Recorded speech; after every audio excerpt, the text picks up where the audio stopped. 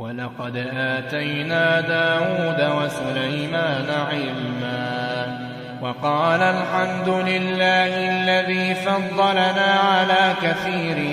من عباده المؤمنين. وورث سليمان داود وقال يا أيها الناس علمنا منطق الطير وأوتينا من كل شيء إن هذا لهو الفضل المبين. وحشر لسليمان جنوده من الجن والإنس والطير فهم يوزعون حتى إذا أتوا على واد النمل قالت نملة يا أيها النمل ادخلوا مساكنكم لا يحطمنكم سليمان وجنوده وهم لا يشعرون. فتبسم ضاحكا من قولها وقال رب أوزعني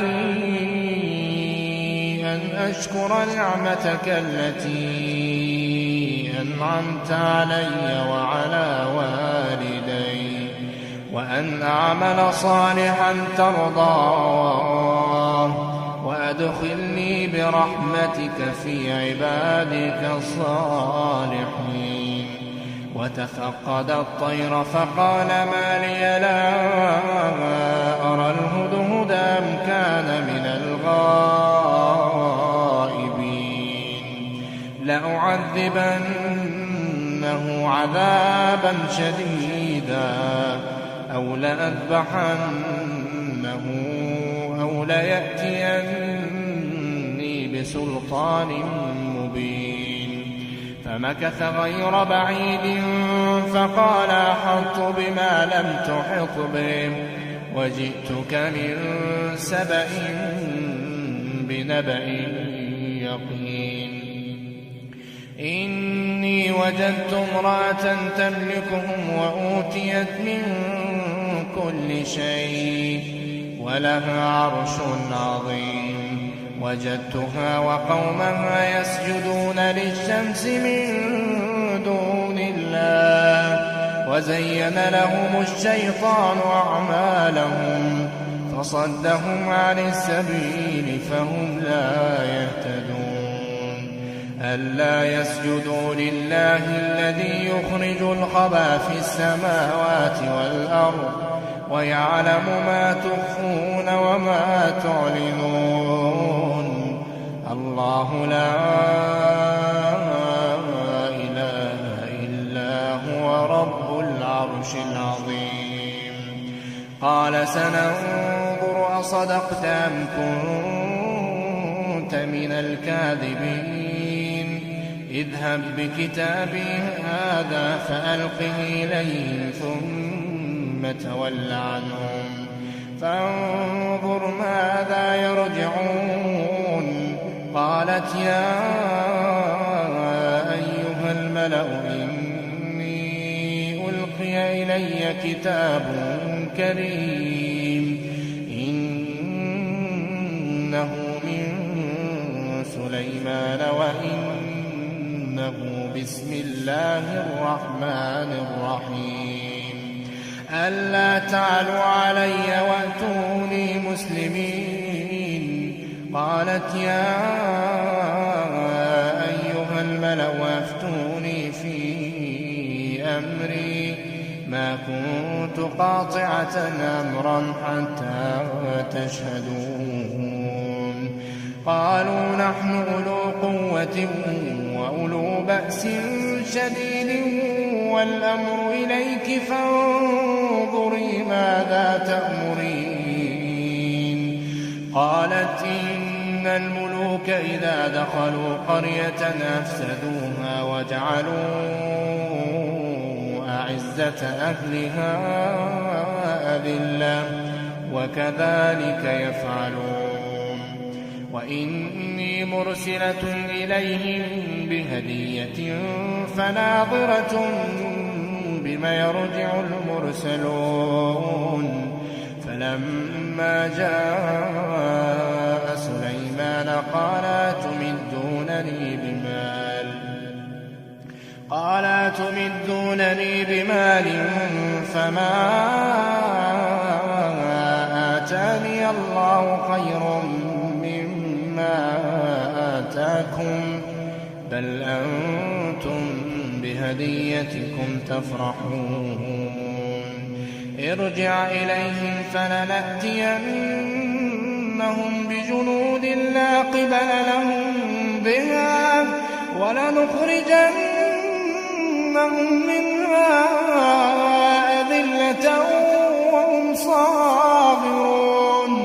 قال يا أيها الملأ أيكم يأتيني بعرشها قبل أن يأتوني مسلمين قال عفريت من الجن أنا آتيك به قبل أن تقوم من مقامك وإني عليه لقوي أمين قال الذي عنده علم من الكتاب أنا آتيك به قبل أن يرتد إليك طرفك فلما رآه مستقرا عنده قال هذا من فضل ربي ليبلوني أأشكر أم أكفر ومن شكر فإنما يشكر لنفسه ومن كفر فإن ربي غني كريم قال نكروا لها عرشها ننظر أتهتدي أم تكون من الذين لا يهتدون قال نكروا لها عرشها ننظر أتهتدي أم تكون من الذين لا يهتدون فلما جاءت قيل هكذا عرشك قالت كأنه هو وأوتينا العلم من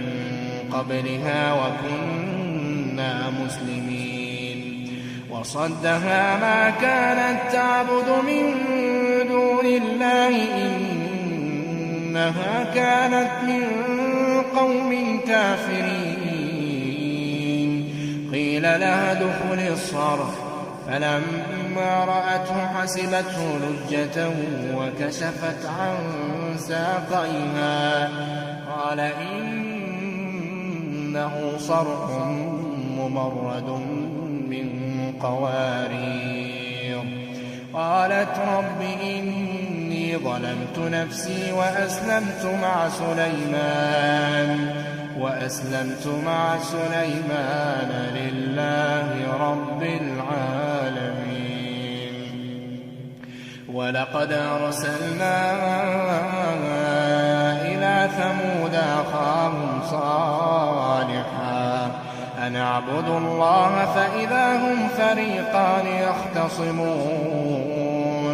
قال يا قوم لم تستعجلون بالسيئة قبل الحسنة لولا تستغفرون الله لعلكم ترحمون قالوا اطيرنا بك وبمن معك قال طائركم عند الله بل أنتم قوم تفتنون وكان في المدينة 9 رهط يفسدون في الأرض ولا يصلحون قالوا تقاسموا بالله لنبيتنه وأهله ثم لنقولن لوليه ما شهدنا مهلك أهله وإنا لصادقون ومكروا مكرا ومكرنا مكرا وهم لا يشعرون فانظر كيف كان عاقبة مكرهم أنا دمرناهم وقومهم أجمعين فتلك بيوتهم خاوية بما ظلموا إن في ذلك لآية لقوم يعلمون وأنجينا الذين آمنوا وكانوا يتقون ولوطا إذ قال لقومه أتأتون الفاحشة وأنتم تبصرون أئنكم لتأتون الرجال شهوة من دون النساء بل أنتم قوم تجهلون فما كان جواب قومه إلا أن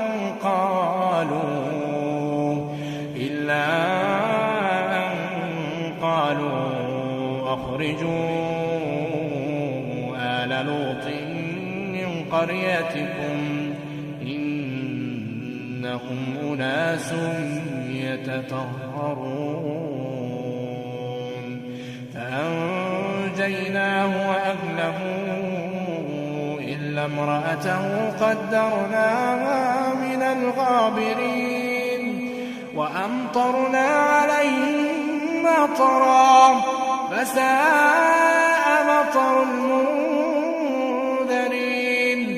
قل الحمد لله وسلام على عباده الذين اصطفى